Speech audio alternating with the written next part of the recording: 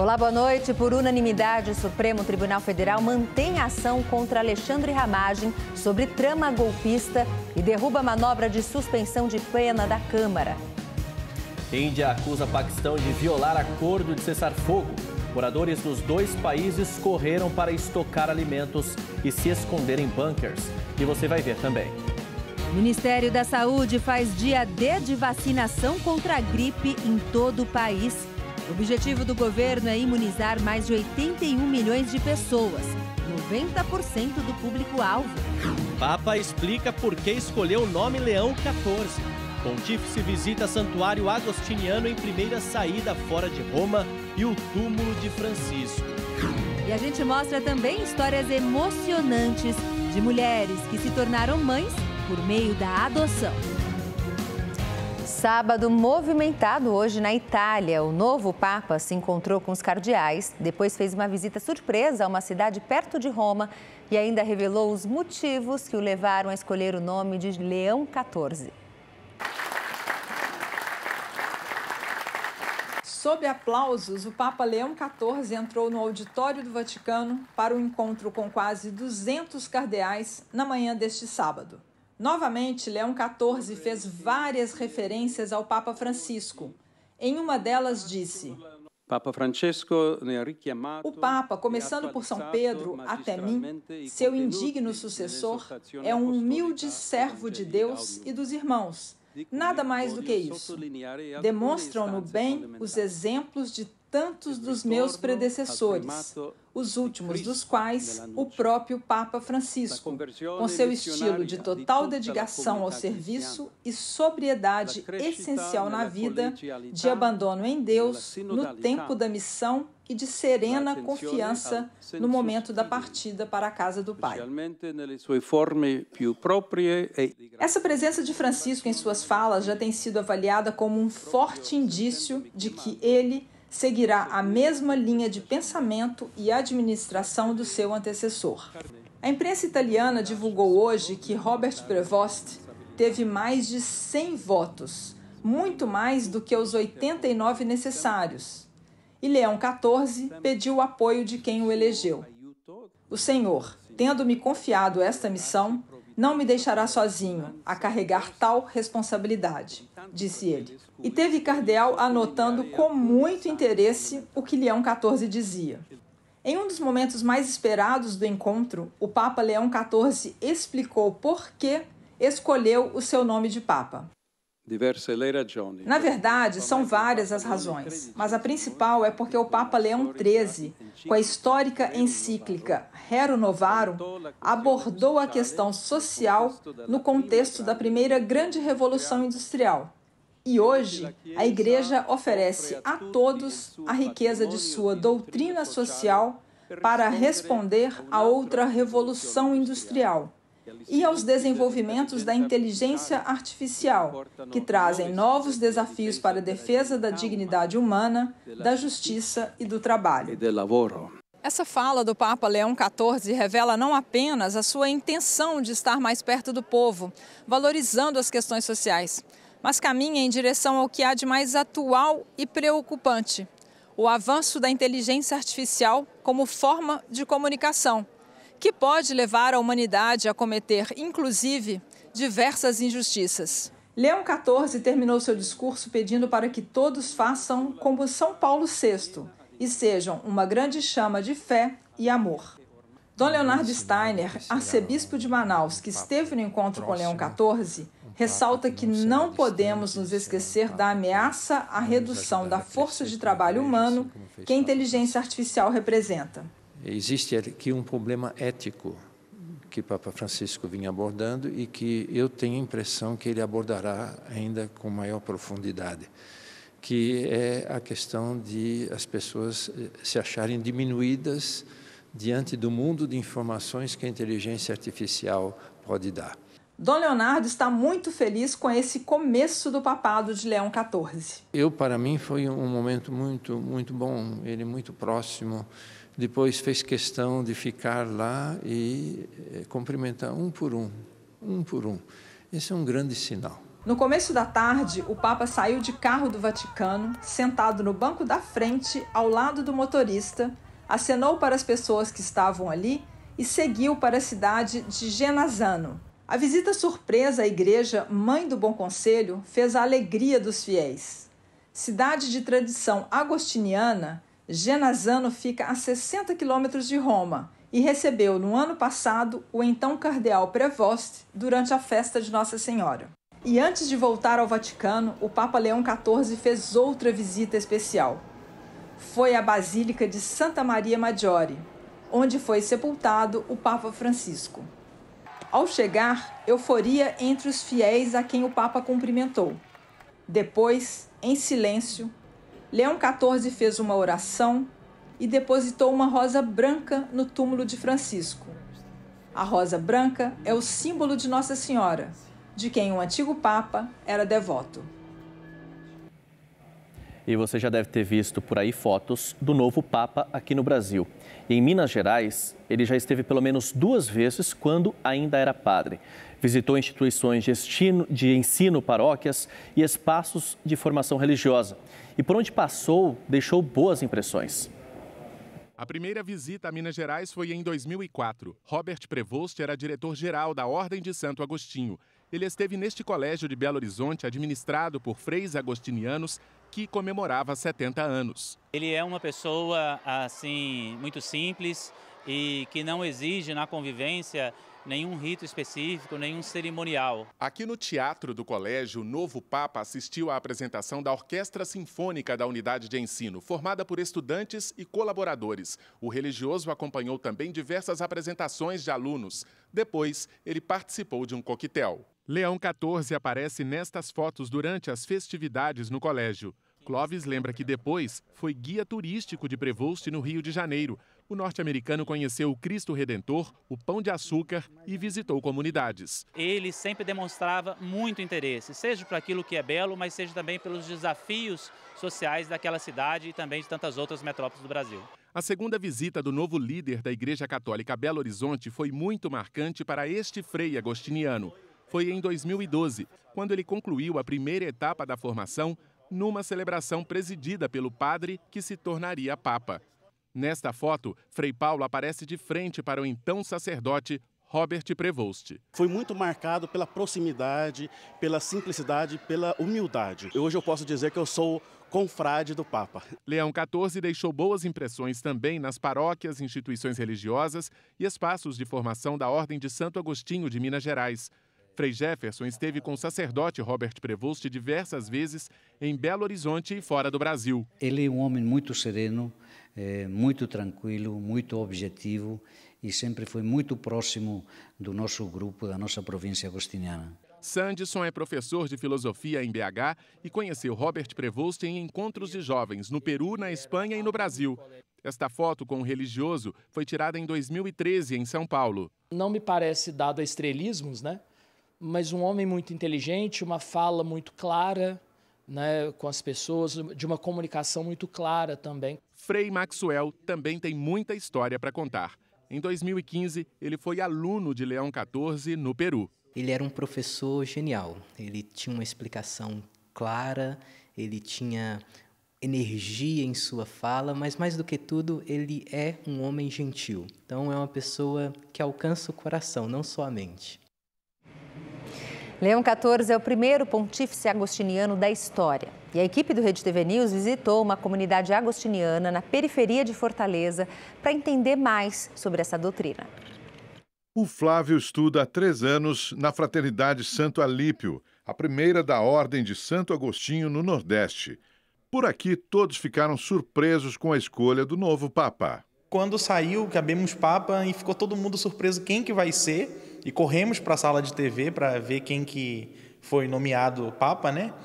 E quando falou que era o cardeal Prevost, para nós foi uma surpresa grande, né? A expectativa para o novo Papa era tanta que teve até um bolão para saber quem acertaria o nome do pontífice. Tínhamos colocado alguns nomes, dentre os nomes estava aí do Frei Prevost. Uma parte da comunidade acertou, né? Ainda que o nome dele para a gente seria uma das possibilidades, mas foi uma surpresa, né? Foi uma alegria. O Frei Tyler relembra que encontrou pessoalmente o Papa Leão 2 vezes. Foi ali uma experiência muito singular, ele muito tranquilo, muito sereno, muito cordial. E eu acho que será assim também no exercício do papado. O centro da vida agostiniana é a convivência fraterna, com um só coração e uma só alma dirigidos para Deus. Uma mensagem que o Papa Leão XIV já deixou para os fiéis. Eu não tenho dúvidas de que ele será um bom agostiniano no exercício do ministério petrino que lhe foi confiado. Ele disse isso ontem ao aparecer na sacada da Basílica: sou um filho de Santo Agostinho, sou agostiniano. E essa experiência dele, essa formação a partir da espiritualidade, do carisma da ordem agostiniana, certamente vai marcar muito o seu pontificado.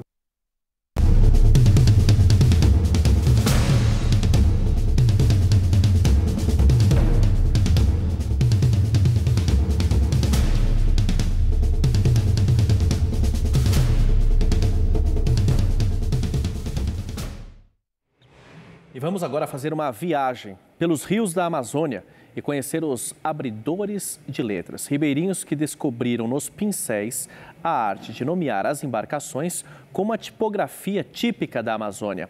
Veja na reportagem feita em parceria entre a Amazônia Vox e a Rede TV.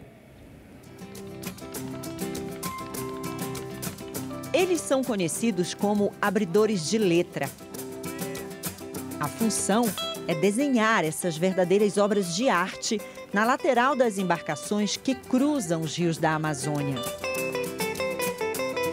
Um vai e vem de letras nas embarcações. Foi essa forma diferente de fazer arte que chamou a atenção de José Augusto. Eu vi os barcos passar assim, aí eu achava muito bonito a letra do barco. Aí eu tinha um sonho de um dia fazer essa letra aí de barco. E para realizar esse sonho, Zé trabalhou até de graça para aprender a técnica que o tornaria um profissional super requisitado. Eu me deparei com muitos estaleiros, construção de embarcação. Aí, lá eu disse, agora eu estou no meu habitat natural.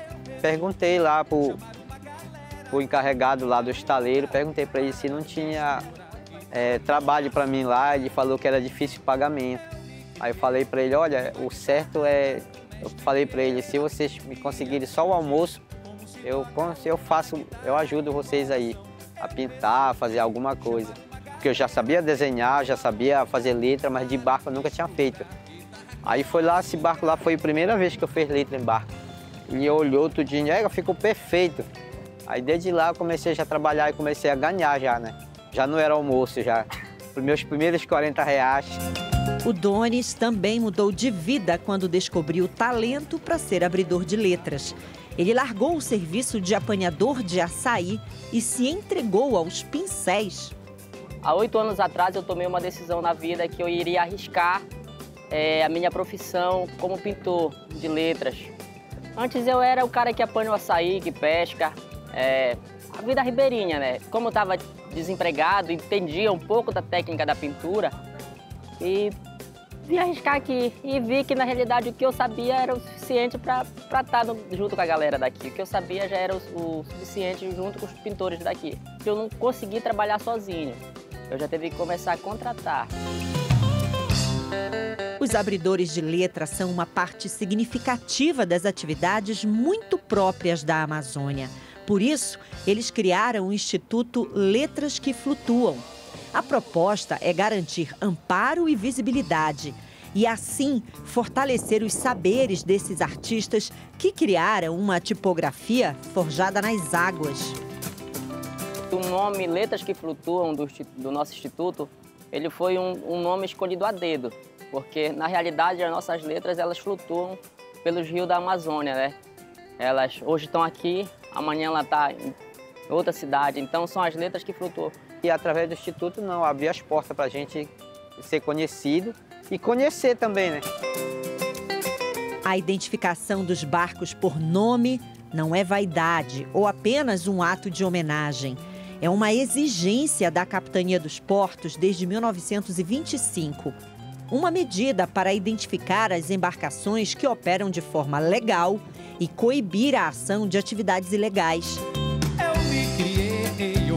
O tecer das letras desenhadas em blocos com cores vibrantes e variadas passa de geração em geração, de pais para filhos ribeirinhos, que muitas vezes têm o primeiro contato com o pincel ali na beira do rio.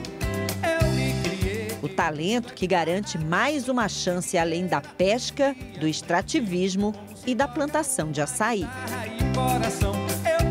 Olha, eu já fui em São Paulo fazer trabalho, exposição. Já fui no Rio de Janeiro, trabalhei para Grande Rio, lá fazer letra de barco lá, nos barcos lá. Então foi uma porta muito grande que se abriu para nós através do Instituto. Representa para a gente, assim, a gente se feliz, né? Porque a gente está fazendo uma coisa que gosta.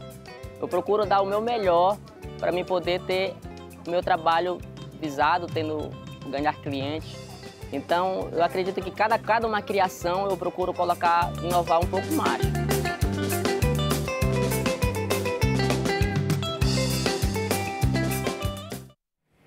E daqui a pouco a gente mostra um pouco da história de um dos presentes mais carinhosos para as mães. Qual flor escolher para essa data especial e como cuidar dessa lembrança tão querida. O Rede TV News faz uma pausa e volta já.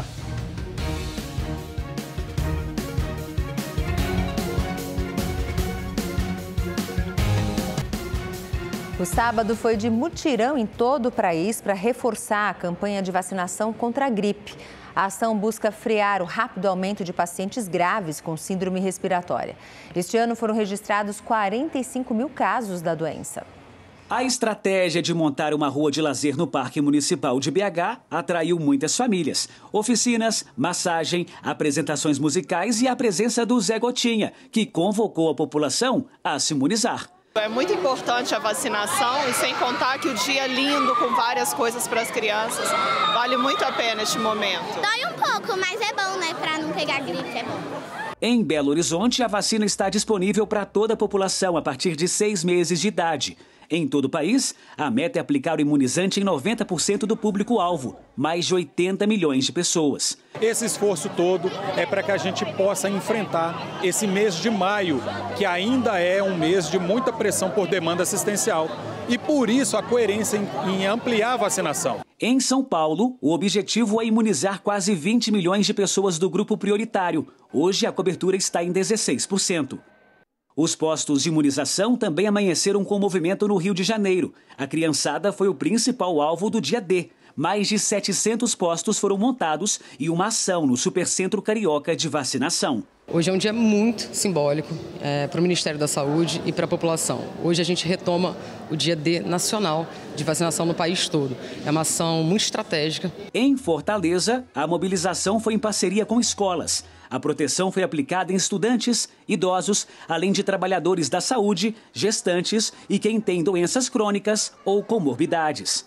Gente, a vacinação ela é super importante, até para a gente ter uma saúde melhor, uma vida mais ativa e vamos se vacinar, galera, porque é essencial. O período de frio mal começou e em todo o Brasil já são mais de 45 mil casos de síndrome respiratória grave. Ao menos 18 capitais estão em risco ou alto risco, com crescimento rápido dos casos. Nós temos um quadro hoje que a maioria das hospitalizações e óbitos são causados por Covid-19. Covid tem vacina disponível. Quadro de influenza também gera muita internação, gera óbito. Igualmente tem vacina disponível. A vacina é a melhor forma de se proteger. De acordo com o Ministério da Saúde, o imunizante é capaz de evitar entre 60% e 70% dos casos graves e das mortes relacionadas à doença. Não tem medo da agulha não, porque a gripe está aí, né? Então a gente tem que... O tempo está frio agora, né? E para idosos, você já viu, né? Então tem que vacinar. E um projeto que tramita no Congresso Nacional pode mudar a forma como empresas estrangeiras contratam os funcionários aqui no Brasil. E quer aumentar ainda o limite mínimo de trabalhadores brasileiros que é exigido por lei. Hoje, as empresas estrangeiras com sede no Brasil são obrigadas a contratar, no mínimo, 2 brasileiros para cada trabalhador estrangeiro. Ou seja, 67% dos funcionários de multinacionais precisam ser nascidos aqui. O projeto aprovado na Comissão de Trabalho da Câmara dos Deputados quer aumentar esse limite para 75%. Com isso, seria exigida a contratação de 3 brasileiros para cada funcionário de outro país. Isso com certeza traz uma segurança maior, né? Ao mesmo tempo que abre e atende aí essas demandas do mercado, abre algumas exceções e com isso a gente sabe que o nosso trabalhador vai estar bem atendido e ao mesmo tempo nós vamos estar respeitando também o trabalhador estrangeiro que vive no Brasil. Na prática, o aumento do limite de contratações impede que as multinacionais venham para o país só para lucrar com o nosso mercado, sem gerar empregos ou outros benefícios. Só que a regra tem exceções. Escolas de idiomas e empresas de pequeno porte ficariam de fora dessa exigência. A versão aprovada também diz que portugueses, refugiados, fronteiriços e cidadãos de países do Mercosul e da América Latina podem ser contratados como brasileiros. É importante essa especificação, esse conceito bem definido na lei, para que a lei possa ter mais efetividade, não fique tão subjetiva e assim ela possa ser aplicada de forma mais direta e objetiva. O Gustavo é venezuelano e ficou feliz ao saber que a lei pode oferecer proteção aos imigrantes. Então já fica a parte da gente continuar e dar o melhor possível, porque eu acho que o foco nosso aqui, do estrangeiro no geral, é ser um aporte, é ser um mais para o país, não uma carga. Para mim, é ser o mais importante. O projeto ainda precisa ser votado no plenário da Câmara e, se for aprovado, vai seguir para análise do Senado. Rede TV News de volta. Imaginar a espera de um bebê é uma cena muito comum entre as mulheres que desejam ser mães. Mas nem sempre o caminho da maternidade é tão óbvio assim. E quem se tornou mãe por meio da adoção tem relatos de uma espera um pouco diferente, mas nem por isso menos emocionante.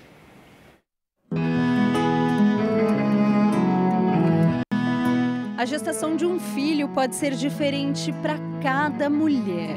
Mas e quando a espera de um filho se dá por meio da adoção? Eu já acreditava que eu estava maternando. De certa forma, eu estava grávida, só que não tinha uma data para nascer. Eu entrava em lojas de bebês sempre, falava, nossa, minha filha vai usar essa roupa. Para Viviane, mãe solo e deficiente visual, a espera foi longa. 8 anos até o primeiro contato com a Valentina. Mas nenhum desafio a fez desistir da maternidade. Quando a cuidadora trouxe ela até mim, ela já veio, já me abraçou. Aí eu fiquei assim, tão assim, eu falei, nossa, agora sim, minha filha chegou. Essa sensação de alegria também tomou conta da Miriam quando o marido recebeu a ligação sobre a chegada do filho Theo, na época com 10 meses de vida. O fórum ligou para o William e quando ele me ligou falando que a gente tinha uma reunião porque tinha uma criança pra gente... Ai, gente, desculpa. Tudo bem, não tem problema. Mas eu vi que é real, a gente sonha e é possível viver um sonho. Então eu já sabia naquela hora que o meu filho estava me esperando, um filho que eu sempre desejei, que eu sempre pedi a Deus e que de certa forma eu amava sem conhecer. Assim como a Miriam e a Viviane, muitas mulheres vivem experiências diferentes e únicas para estabelecer os primeiros vínculos na maternidade a partir da adoção. E como em uma gestação tradicional, biológica, a espera é cheia de expectativas e até inseguranças. No primeiro momento eu falo, meu Deus, é meu filho. E aí tem horas que eu falava assim, vem com a titia. Eu falei, não, mas eu não sou a tia. Eu sou a mãe. Então, nos primeiros dias foi essa criação de vínculo até eu entender que eu estava sendo mãe, que eu já era mãe. Porque ela vem tocar muito na minha mão, ela toca bastante no meu rosto.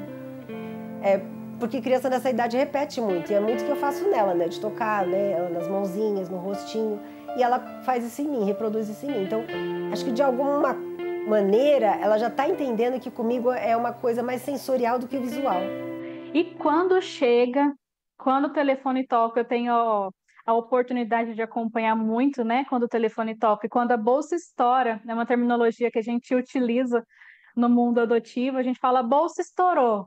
É porque o telefone tocou e o setor técnico entrou em contato e falou, olha, temos uma criança disponível que é dentro do seu perfil.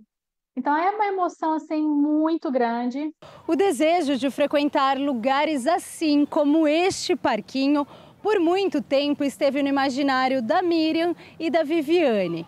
Mas agora o que era apenas sonho virou realidade. Pela primeira vez elas terão a oportunidade de experimentar o Dia das Mães como mães de fato. É uma emoção que para as duas ainda é difícil de expressar. Nossa, é um sonho assim que é difícil até de explicar em palavras. Para mim é como se fosse um Natal. Porque é o nascimento de um dia de uma família, né? De um Dia das Mães. Hoje viver o meu primeiro Dia das Mães é dizer para mim que eu sou mãe. Eu sou uma pessoa que acreditou e que hoje está tendo o privilégio de educar uma criança que chegou na minha casa e é meu filho.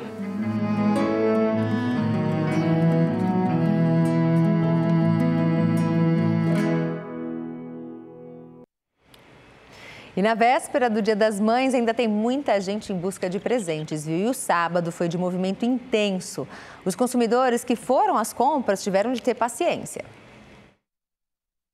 Um corre-corre, um olha aqui, um pesquisa ali, deixar para comprar o presente na última hora nunca é fácil.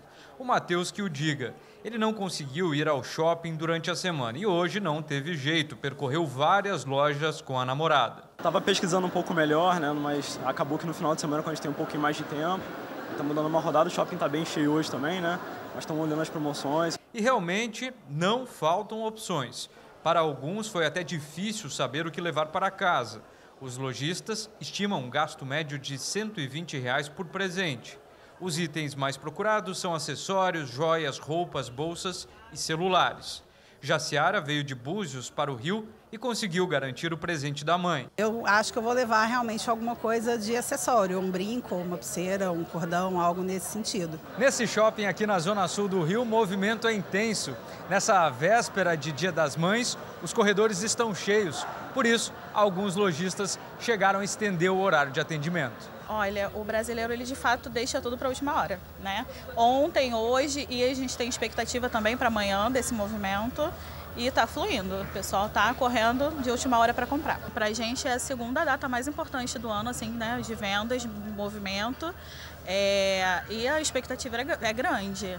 A gente espera aí fazer um bom mês, né, para compensar os dias que tem sido fraco para a gente. A Confederação Nacional do Comércio de Bens, Serviços e Turismo fez uma projeção de um aumento de 1,9% em relação ao ano passado. Pode parecer pouco, mas representa quase 15 bilhões de reais. E tem gente que está disposta a gastar. Gustavo, mesmo na última hora, saiu feliz com as compras. Mãe que é muito presente, né? E geralmente elas não querem no Dia das Mães o presente de casa, elas querem o presente para elas. E aí a gente deixou para os 45 do segundo tempo, compramos 2 presentes para ela. Uma roupa e um acessório que eu não posso falar que é segredo, senão ela vai descobrir. E o Rede TV News faz uma rápida pausa e volta já.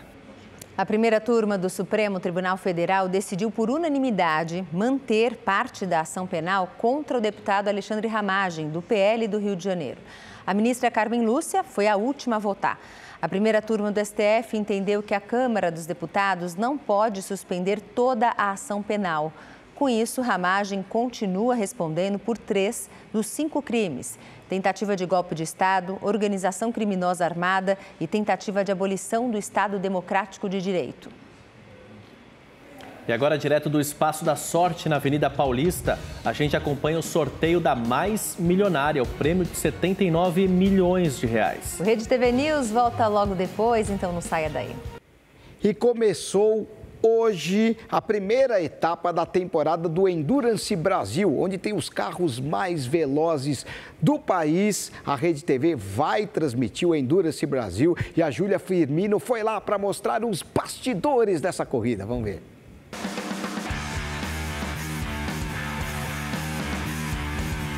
tem novidade na casa. Agora, além da Copa HB20 da NASCAR Brasil, os apaixonados por automobilismo também têm a oportunidade de acompanhar a Endurance Brasil na tela da Rede TV. Não é qualquer piloto que aguenta 3 horas de corrida, mas os atletas da Endurance Brasil encaram esse desafio.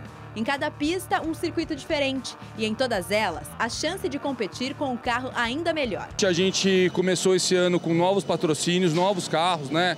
Lamborghini, Ferrari, Mercedes, BMW e os protótipos, que são carros muito bem estruturados, desenvolvidos para a pista, que são esses que vocês vão poder ver depois, que a gente chama de protótipo, que são carros de monoposto, com uma aerodinâmica muito interessante. São carros que chegam na curva a 200 por hora em curva. Então é uma corrida bem diferenciada. A temporada 2025 da Endurance Brasil começou neste sábado no circuito de Interlagos, em São Paulo. Com o carro da categoria GT3, Miller está animado para a nova temporada. É a grande abertura, né, do campeonato 2025. Nós já somos bicampeão da categoria. Começamos com o pé direito a etapa, fizemos a pole position, ou seja, vamos sair da primeira colocação na categoria. Então as expectativas são das melhores, vamos tentar fazer uma largada limpa aí, uma corrida constante para quem sabe brigar por essa primeira vitória do ano. Com mais de uma década de história, essa é a primeira vez que a disputa dos carros mais rápidos do Brasil será transmitida para todo o país em uma emissora de TV aberta.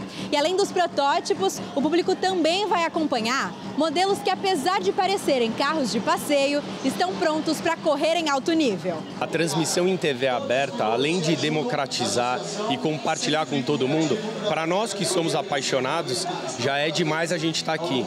Mas a gente conseguir compartilhar com a pessoa de casa um pouquinho do que a gente está vivendo, os boxes, os pilotos e a corrida em si, para a categoria, para o automobilismo e para o Brasil é muito importante isso. Com a abertura no circuito de Interlagos, essa temporada a Endurance vai passar por autódromos de outras 5 cidades brasileiras. O Veloparque em Nova Santa Rita, no Rio Grande do Sul, Cascavel, no Paraná, o Velocitar em Mogi Guaçu, interior de São Paulo, Santa Cruz do Sul, no Rio Grande do Sul e Brasília, no Distrito Federal. É um tipo de corrida diferenciada, porque é uma consistência. Não adianta a gente sair, largar e todo mundo bater, sair brigando aqui na largada. Então é um campeonato, é uma corrida que você precisa chegar. Então ele testa muitos carros, né? Os carros precisam ser uns carros muito bem cuidados, bem balanceados, para que eles terminem a corrida depois de 4 horas andando no limite. E aí, ficou animado para acompanhar essa disputa? Então fique ligado na tela da Rede TV.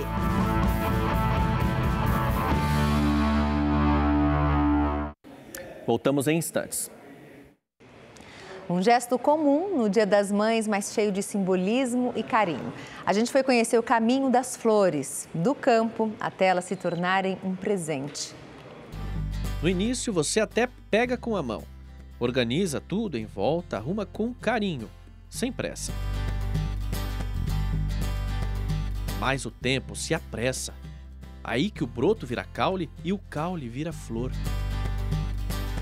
E quando desabrocha, separa. E vai. Vai ser do mundo.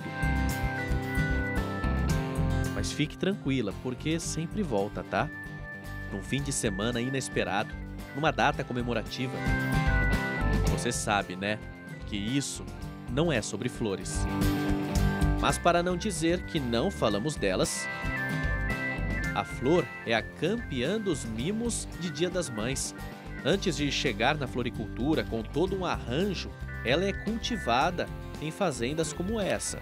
Nesse Dia das Mães, muitas mamães acabam ganhando flores, que é uma alegria na hora que ganha, mas depois vira um desafio para mantê-las vivas dentro de casa, principalmente se ela vem assim em cabinho, né? Vem uma planta já solta, aí você chega em casa, pega um copinho de água aqui, está com um pedacinho da planta, coloca nesse copinho de água para ver se ela acaba sobrevivendo talvez por uma semana no máximo.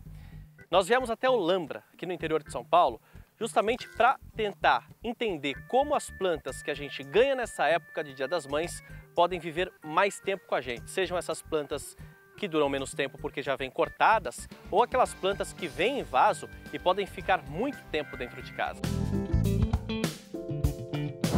E ninguém melhor que um engenheiro agrônomo para nos ajudar. Quando vocês compram uma flor de corte, é muito importante vocês colocarem, sempre quando for trocar água toda semana, 2 colheres de chá de cloro. Todas as flores de corte que são transportadas para a cooperativa, elas são transportadas em caixotes com água com cloro também. Então ajuda a evitar a proliferação de fungos e bactérias, assim aumentando o tempo de vida dela. Mas flor de corte dura no máximo 15 dias. Que é, quando você fala flor de corte, é uma dessa aqui, né? Isso, exatamente. Aqui nós temos uma ornamental em vaso e uma de corte para composição de arranjo e decoração de eventos. Além do cuidado das flores de corte, tem o cuidado das plantas ornamentais, envasadas ou no jardim. As plantas, é muito importante você pesquisar certas coisas básicas antes de comprar. Questão de tempo de vida, se dá flor ou não, a frequência que floresce, se é prejudicial a criança ou animais, a ingestão, né, das folhas, das flores ou das sementes e frutos. Os cuidados é pesquisar a exposição para saber o local certo que a planta gosta de ficar. Então tem plantas de sombra, que é só decoração interna, meia sombra, que aí já é obrigatório pegar sol, só que aquele fraco, da manhã ao final de tarde. E plantas de sol pleno, que é de 6 a 8 horas de sol por dia. Só que muitas pessoas cometem o erro de pensar que uma planta que gosta de pegar sol é a mesma coisa que gostar de calor. Exposição e temperatura são coisas diferentes. Na hora de comprar a flor de presente, são tantas opções que a gente fica com dificuldade de escolher. Ou então, vai direto naquele primeiro arranjo que vem montado. Eu tô aqui com o Márcio, que é um artista que você... Artista floral. Artista floral. O Márcio, ele vai mostrar pra gente quais são aquelas flores que a gente pode dar para nossa mãe e que vai perfumar nossa casa. Vamos começar por essa aqui, Márcio. Bom, aqui é um ciclamen, é um lançamento, então foi uma planta desenvolvida. O ciclamen geralmente ele não tem perfume, mas este ciclamen ele vem perfumado. Então isso vai ter um leve perfume que vai deixar o ambiente perfumado. Então o lírio é bem característico, uma flor bem perfumada, isso num vaso com água, ele tem uma durabilidade de uns 7 a 10 dias e ele vai perfumar bem o ambiente. A gente tem as rosas, tradicional rosa, essa é uma rosa, esse tom de rosa, cor-de-rosa, ela tem um perfume de rosa, bem característico de uma rosa. Então essa é a rosa Vânia, a gente chama de Vânia. E tem uma rosa que chama Amorosa, que tem um leve perfume de jambo. Um perfume que lembra a fruta jambo. Também é uma planta que vai perfumar a casa. Vai perfumar a casa. As angélicas, que as nossas avós adoravam. A minha mãe diz que todo casamento nos anos 50, 60, tinha que ter angélica decorando os casamentos. E ela tem um perfume bem característico.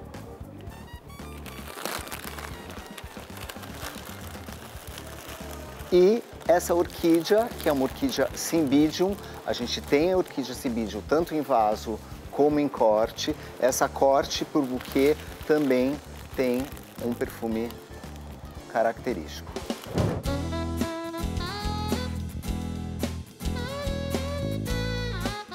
Eu queria saber qual tipo de flor eu uso para fazer no almoço de Dia das Mães. O que você acha que fica bonito na mesa? Onde vai ser o almoço? Vai ser no meu apartamento aqui em São Paulo. Tá, e você vai usar que cor de louça? Olha, eu sempre gosto de usar aquela que tem o azul e amarela, da Vista Alegre. Ah, então eu faria com tulipas amarelas. Tulipa tá bem na época e eu acho que vai ficar romântico, vai ficar bem interessante para um almoço com uma louça azul e amarela. E você acha que eu devo colocar alguma outra com tulipa? O que você acha? Eu colocaria só tulipas e folhagem. Vai ficar bacana, você pode fazer arranjos mais baixos para não atrapalhar a conversa. A tulipa não tem um perfume forte que vai, né, atrapalhar o cheiro da comida. Eu acho que a sua mãe vai gostar bastante. Eu amei a ideia. Eu acho simples e ao mesmo tempo sofisticado, porque a tulipa, só ela já é linda.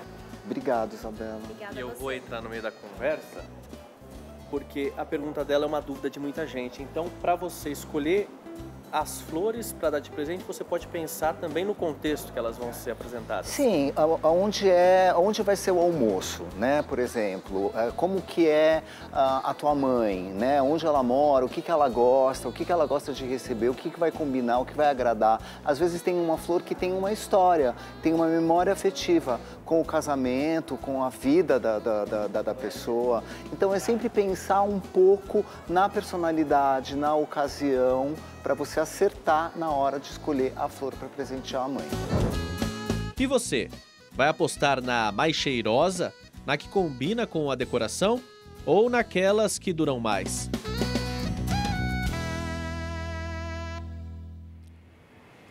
E o Rede TV News fica por aqui. Obrigado pela companhia. Obrigada e feliz Dia das Mães. Até mais.